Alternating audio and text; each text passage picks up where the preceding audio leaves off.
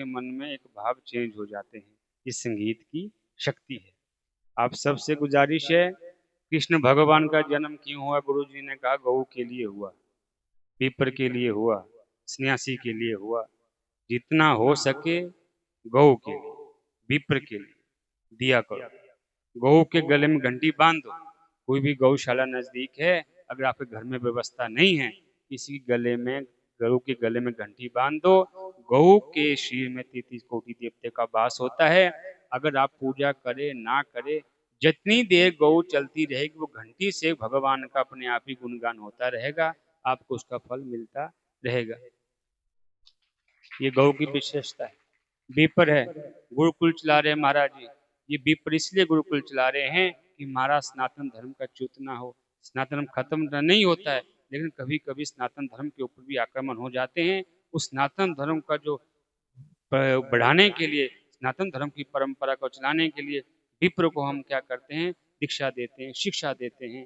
क्योंकि विप्र को जो शिक्षा दी जाएगी, आज हम हैं कल हम नहीं होंगे, 10 साल बाद नहीं होंगे। ये संसार सागर है। अपनी जिंदगी 365 से गुणा कर लेना 70 साल की, और कितने बच्चे काट देना, कितने जीत चुके हैं। कुछ हजार कुछ दिन दिखेंगे आपको, उतने दिन में हमने कैसे, अगर हम खुद नहीं कर सकते, विप्र की सेवा, गौ की सेवा सर्वोपरि है। इससे बड़ा कुछ नहीं है। गुरु आश्रम आया करो। गुरु जी की नज़र ही बहुत होती है। हम जब गुरु जी के पास जाते हैं, हमारे गुरु जी ने आज तक ये नहीं कहा ये पढ़, सिर्फ हमने उनकी क्या आज्ञा मानी है। उनकी आज्ञा से हम इतना जान चुके हैं, उनकी कृपा है। आज हम जो बोलते हैं, प्रवचन का मतलब ये नहीं होता भावना बोल रहा हूँ। प्रवचन का मतलब होता है जो पूर्व में हमारे ऋषि मुनि अपने वचन कह चुके हो। आज जो गुरु जी भागवत बता रहे हैं, ये पूर्व में कह चुके हैं, सुखदेव भगवान कह चुके हैं, व्यास जी कह चुके हैं, उनको ही आपको ये बता रहे हैं। वैसे प्रवचन ये शास्त्र के हैं, हमारे वचन नहीं है। हम तो नश्वर शरीर है, कल हमारा नहीं पता बुद्धि में क्या हो जाए, लेकिन हमारे वचनों को याद रखना है।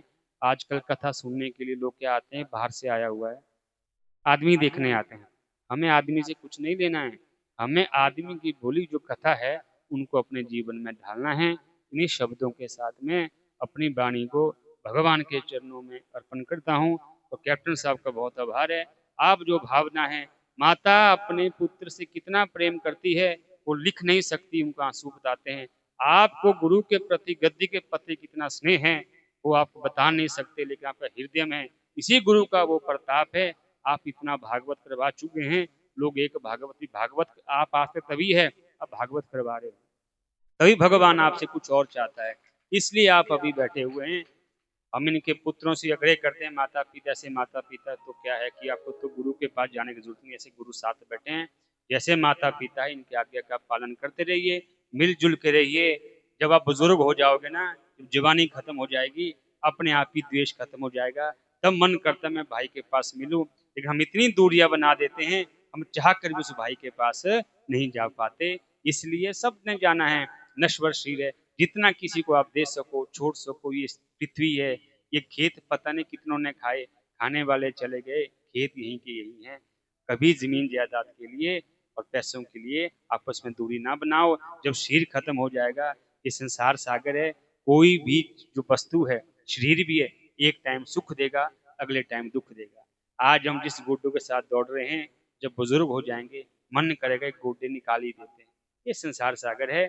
ऐसा दूरियां ना बनाओ कि ताकि हम चाह कर भी अपने भाई के साथ, बच्चों के साथ, पिता के साथ ना रह सके, हमें रोना पड़े। ये आपको हम साधुवाद देते हैं।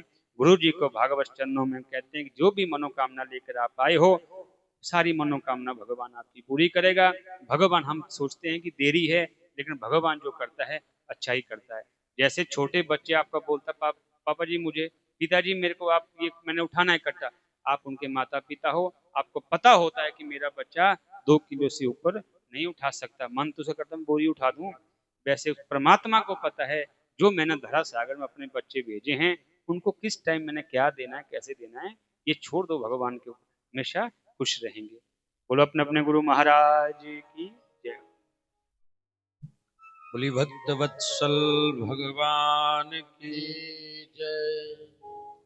पूज्य महाराज जी की सरस सरल सारगर्भित वाणी का हम सब लोगों ने लाभ लिया। हम कथा में प्रवेश पाए उससे पहले आओ एक छोटा सा भजन गुनगुना लेते हैं, फिर कथा में प्रवेश